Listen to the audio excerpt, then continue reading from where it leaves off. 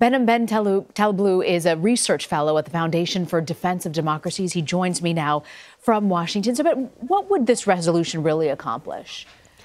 So I think this resolution is an attempt to have a conversation about U.S. strategy and U.S. values in the Middle East, particularly as it relates to the Yemen war and Saudi involvement in it. I think it wants to basically tie U.S. hands and cease U.S. support for the war and withdraw U.S. troops either in Yemen or assisting in the war in Yemen. So, Ben, remind our viewers why the situation is so dire in Yemen at this point and how Saudi Arabia factors. You know, that's actually an excellent question because there's more than just the U.S. and Saudi Arabia involved. There's local forces, this group called the Houthis. They're basically insurgents at this point in time. They took over the Yemeni capital a few years ago. They have political and material support from Iran. They fired ballistic missiles from their territory at Riyadh, at a civilian airport, and multiple times at cross-border towns.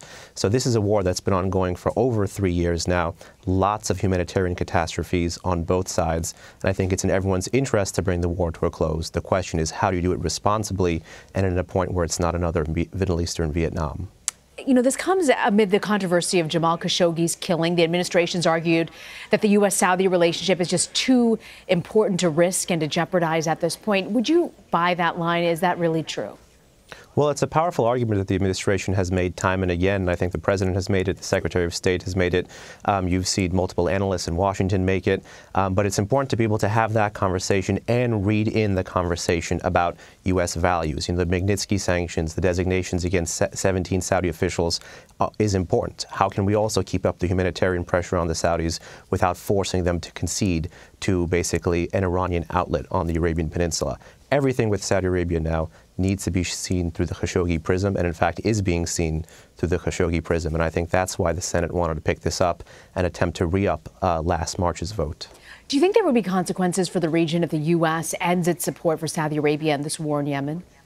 I actually think there would be significant regional consequences if there would be just a unilateral unplugging of U.S. Support. That doesn't mean that the U.S. can't call for an end, can't call for a responsible end, I would say, to the war in Yemen, but just basically doing an about-face and signaling to the international community that the U.S. does not care about the fate of Yemen, does not care about Iranian involvement in the Middle East, would send the wrong signal at the time when the administration is trying to make the Iran foreign and security threat the key of its Middle East policy. Behnam Ben Taleblu, thank you very much for joining us, Behnam. Thank you. My pleasure.